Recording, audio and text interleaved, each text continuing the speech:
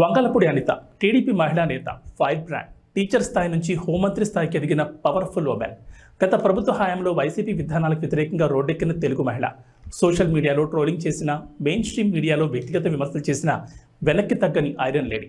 పాయకరావుపేట నుంచి భారీ మెజార్టీతో ఎమ్మెల్యేగా గెలిచి చంద్రబాబు మంత్రివర్గంలో ఉమ్మడి విశాఖ జిల్లా నుంచి మంత్రి పదవి దక్కించుకున్న ఏకైక మహిళ. ప్రస్తుతం చంద్రబాబు మంత్రివర్గంలో హోంమంత్రిగా బాధ్యతలు స్వీకరించారు వంగలపూడి అనిత. ఈ క్రమంలో గత 5 ఏళ్లలో తనకెదురైన అనుభవాలను గుర్తు చేసుకున్నారు. డీజీపీ ఆఫీసులోకి అనుమతించిన నాటి నుంచి అదే డీజీపీ ఆఫీసులోకి ప్రోటోకాల్తో తీసుకెళ్లే స్థాయికి ఎదిగారు అనిత.